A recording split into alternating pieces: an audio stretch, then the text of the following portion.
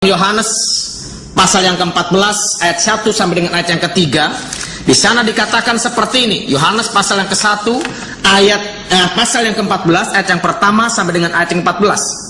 Janganlah gelisah hatimu, percayalah kepada Allah, percayalah juga kepadaku. Di rumah Bapakku banyak tempat tinggal. Jika tidak demikian, tentu aku mengatakannya kepadamu. Sebab aku pergi ke situ untuk menyediakan tempat bagimu. Dan apabila aku telah pergi ke situ dan telah menyediakan tempat bagimu, aku akan datang kembali dan membawa kamu ke tempatku, supaya di tempat di mana aku berada, kamu pun berada.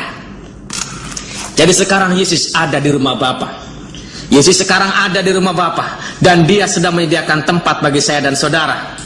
Oleh karena itu, kalau saudara percaya kepada Yesus, maka dia akan datang lagi nantinya, akan menjemput saya dan saudara untuk tinggal bersama-sama dengan dia. Di mana dia berada, kami pun, kita pun yang percaya berada. Saudara yang kasih, tetapi bagaimana dengan Nabi Muhammad? Muhammad sekarang ada di alam barzah.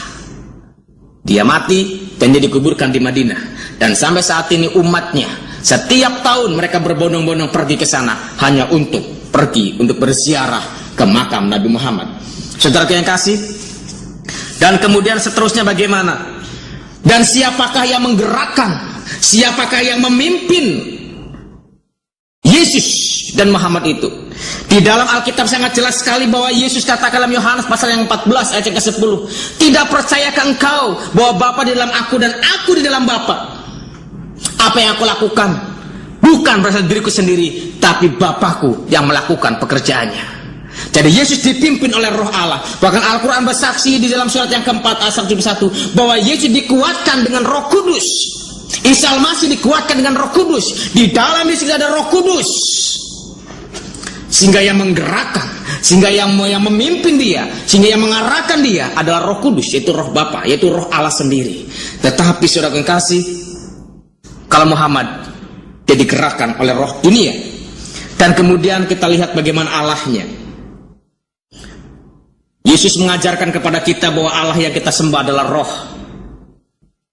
Wujud Allah yang Yesus ajarkan kepada kita adalah roh. Firman Tuhan berkata dalam Yohanes pasal yang keempat ayat 24 sana dikatakan, Allah itu roh, barang siapa menyembah dia harus menyembahnya dalam roh dan kebenaran. Oleh karena itu apabila kita menyembah dia dengan roh kita, karena roh kita yang kekal ini boleh bercakap, boleh berkomunikasi dengan roh Allah yang kekal juga. Oleh karena itu tidak perlu lagi, tidak penting lagi kita harus menghadap kemana. Tidak penting lagi, tidak harus lagi dengan waktu yang ditentukan seperti itu saudaraku. Tetapi kalau kita di saat dimanapun juga, kapanpun kita boleh bersekutu dengan Allah, karena sama-sama, karena Allah roh adanya. Di mana-mana ada Allah, karena Allah maha hadir, karena dialah roh saudaraku. Tetapi bagaimana dengan Al-Quran yang bersaksi? Di dalam Al-Quran, di dalam mukadimahnya, dalam keterangan di surat yang pertama dikasih kata bahwa Allah itu adalah nama Zat yang maha suci. Jadi beda memang saudaraku. Kalau Yesus mengajarkan kepada kita bahwa Allah kita adalah roh, tetapi kalau Muhammad mengajarkan bahwa Allah mereka adalah Zat yang maha suci. Saya tidak akan jelaskan lebih lanjut tentang hal ini saudaraku. Dan kemudian saat ini Allahnya ada di mana? Allah yang diajarkan oleh Yesus itu ada di mana? Allah yang diajarkan oleh Muhammad itu ada di mana? Saudara perhatikan baik-baik bahwa Allahnya yang diajarkan oleh Yesus adalah Allah yang ada di sorga. Yesus mengajarkan kepada kita dalam Matius pasal yang ke-6. Dia mengajarkan bagaimana berdoa yang benar. Dia mengajarkan doa yang benar. Yang pertama dia katakan, Bapa kami yang di sorga. Yaitu Bapa kita, Allah kita ada di sorga. Tetapi Muhammad di dalam Al-Quran surat yang ke-106 ayat yang ketiga saudara, di sana dikatakan falyabudu rabb hadzal bait. Falyabudu rabb hadzal bait, saya dikatakan sembahlah saudaraku, falyabudu maka menyembahlah engkau fi hadzal bait, di dalam bait ini. Yaitu adalah artinya Mekah saudaraku. Mekah ya ada Ka'bah. Jadi artinya kalau kita menyembahnya harus di bait itu, di Ka'bah itu. Oleh karena itu sampai saat ini umat Islam saudaraku, mereka kalau beribadah kiblatnya itu ke sana. Karena fal ya'budu rabb hadzal bait. Karena sembahlah Tuhanmu itu di bait ini. Oleh karena itu kalau sholat mereka harus menghadap ke kiblat. Dari lahir coba diarahkan ke kiblat. Kemudian telinga kanannya dibisikin azan, telinga kirinya dibisikin qomat. Dan kemudian sampai mati pun mereka harus menghadap ke kiblat karena Allahnya ada di kiblat. Saudaraku yang kasih, ini yang ada, ini yang terjadi. Dan kemudian bagaimana terhadap setan? Kalau Allah tidak pernah kompromi dengan dosa, Allah tidak berkompromi dengan sumber dosa. Allah mengasihi orang berdosa, tetapi dia tidak pernah kompromi dengan dosa. Oleh karena itu dia berseteru dengan iblis. Dia tidak bisa bersatu dengan iblis. Antara gelap dan terang tidak bisa bersatu. Antara kebenaran dan kejahatan dan tidak bisa bersatu. Oleh karena itu dia sangat bermusuhan dengan iblis. Tetapi bagaimana kesaksian di dalam Al-Quran tentang iblis ini?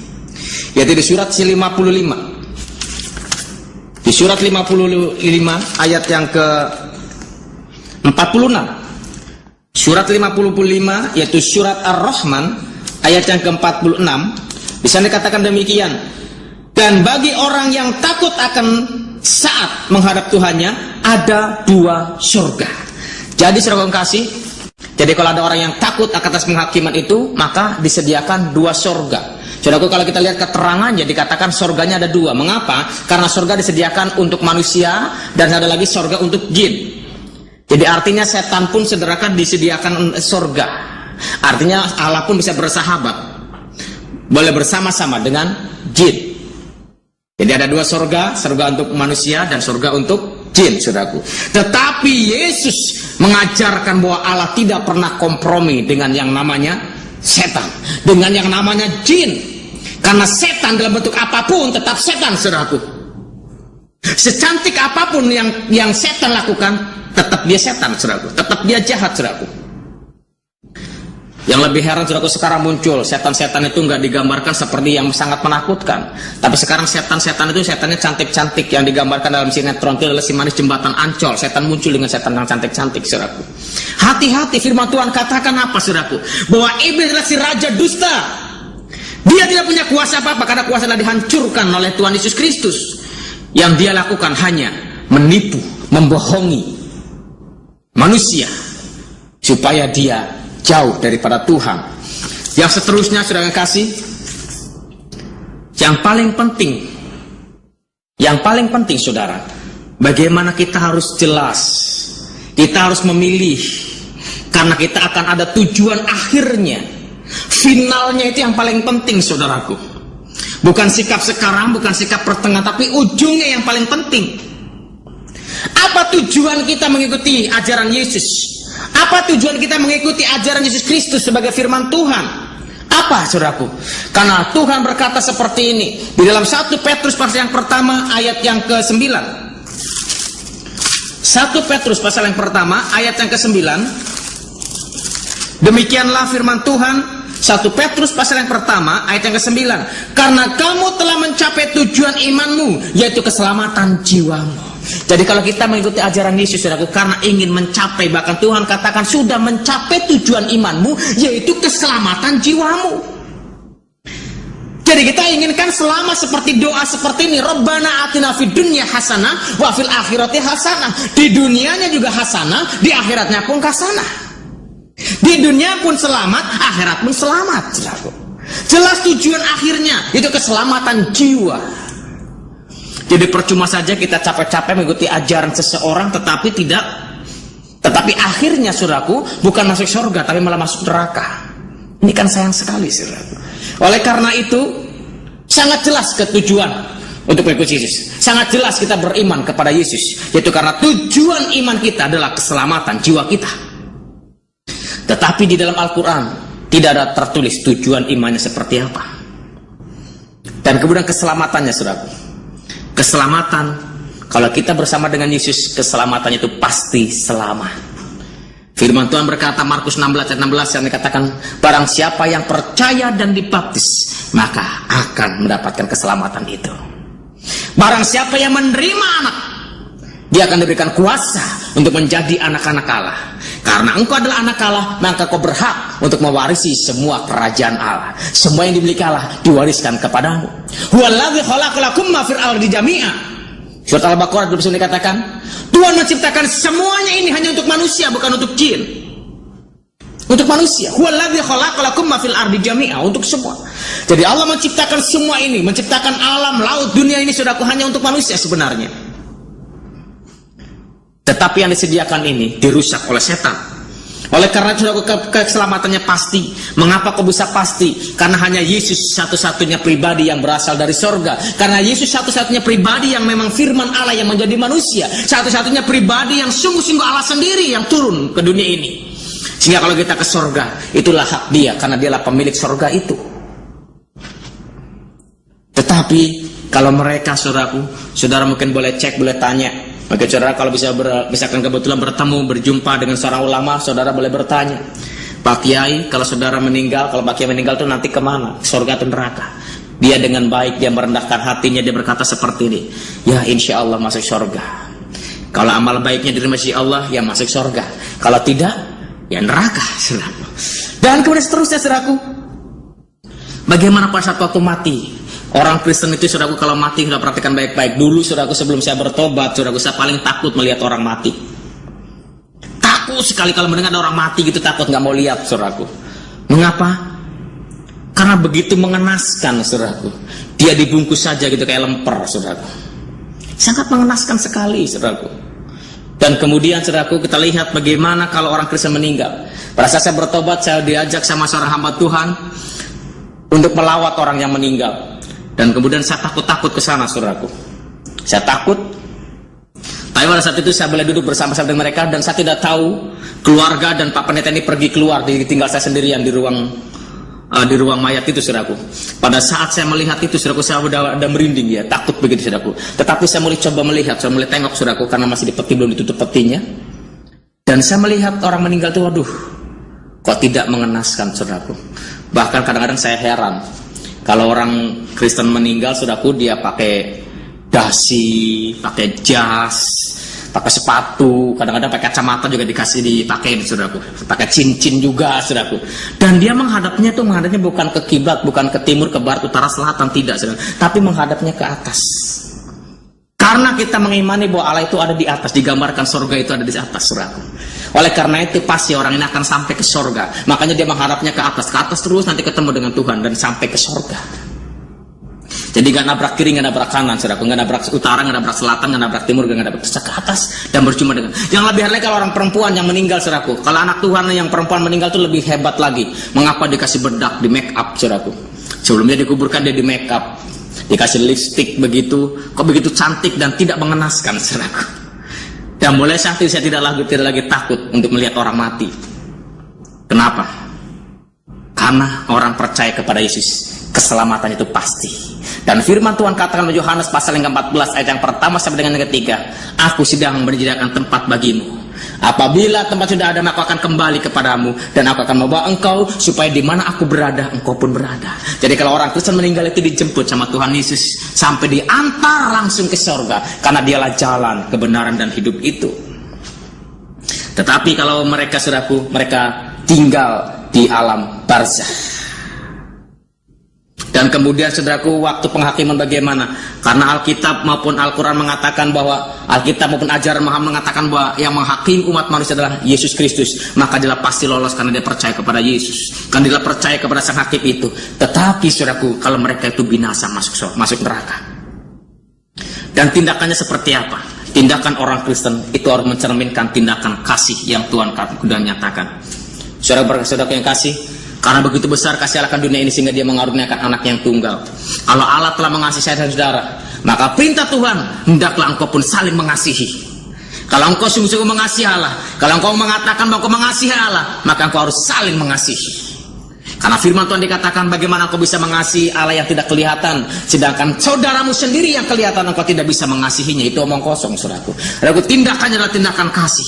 Tetapi dalam Al-Quran surat yang keempat 91 dikatakan, kalau ada orang yang tidak mau berdamai dengan engkau, maka dimanapun juga, pada saat apapun juga harus membunuh dia.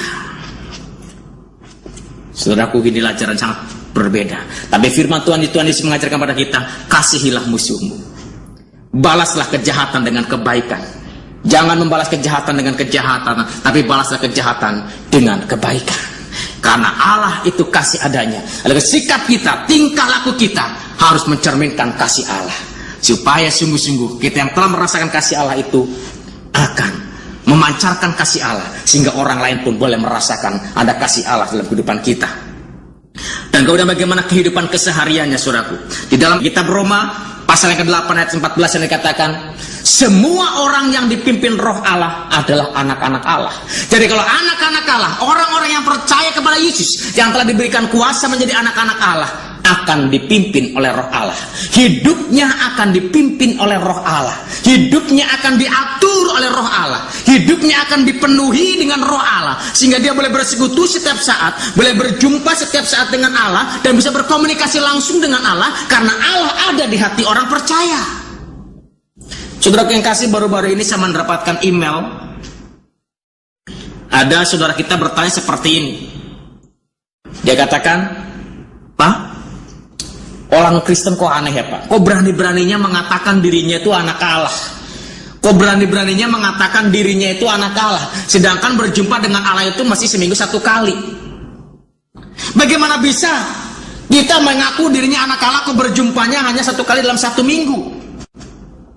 Lihatnya kami, katanya orang-orang Islam, 1 hari 5 kali berjumpa dengan Tuhan, tapi nggak berani itu mengatakan dirinya anak Allah. Saudara yang kasih, ada kesalahpahaman. Kalau kita mengangkat dirinya menjadi anak Allah, itu nggak mungkin, saudaraku. Karena kita adalah manusia yang penuh dengan dosa. Tetapi kalau Allah sendiri yang mengangkat kita menjadi anaknya, seperti tertulis dalam Yohanes yang pertama ayat 12 yang dikatakan, barang siapa yang menerimanya diberi kuasa menjadi anak-anak Allah. Dan Roma pasal 8 tadi ayat 14 yang katakan, semua orang yang dipimpin roh Allah adalah anak-anak Allah. Jadi bukan kita yang mengangkat dirinya menjadi anak Allah, tetapi Allah sendiri yang mengangkat kita menjadi anaknya. Jadi kalau Allah sendiri mengangkat, ya nggak ada yang mustahil bagi dia. Dan tadi kalau kita ada roh Allah dalam hati kita, setiap saat kita boleh berjumpa dengan Allah, setiap saat kita boleh berkomunikasi dengan Allah, karena Allah ada dalam hati kita. Tetapi saudara kasih, kalau itu hari Minggu, itulah persekutuan. Bagaimana umat Allah seluruh dunia itu bersekutu, bersatu, berkumpul bersama-sama untuk mendengarkan firman Tuhan bersama-sama, untuk beribadah bersama-sama, dan memuji Tuhan bersama-sama. Jadi kalau kita boleh berjumpa dengan Tuhan, ya nggak ada waktunya, setiap saat kapanpun kita bisa. Dan bahkan harus menjadi tingkah laku kehidupan bagi orang-orang percaya. Dan kemudian saudaraku, kalau mereka yang berkemauan sendiri, karena tidak ada yang ngatur, saudaraku kasih. Oleh karena itu saudaraku kasih, pada saat ini kalau saudara rindu menjadi anak-anak Allah, firman Tuhan katakan, bukan engkau yang memilih aku, tapi aku yang memilih engkau. Oleh karena itu saudaraku, bagaimana caranya supaya kita mendapatkan roh itu dalam hati kita? Firman Tuhan katakan, Wahyu pasal 3:20 yang dikatakan, lihat aku berdiri dan mengetuk. Barang siapa yang makan pintu bagiku, maka aku akan masuk. Aku akan tinggal bersama-sama dengan engkau, dan aku akan makan bersama-sama dengan engkau. Maukah engkau menjadi anak-anak Allah? Maukah menyediakan hatimu untuk Yesus Kristus? Lihat, dia sedang mengetuk pintu. Bukalah pintu hati saudara, dan ikuti doa saya. Bapa di sorga, kami mengucap syukur atas pemberitaan kebenaran ini Tuhan. Karena kami tahu kebenaran ini adalah kebenaran yang merdekakan. Dan kami tahu ya Bapa, bahwa kami adalah orang yang berdosa.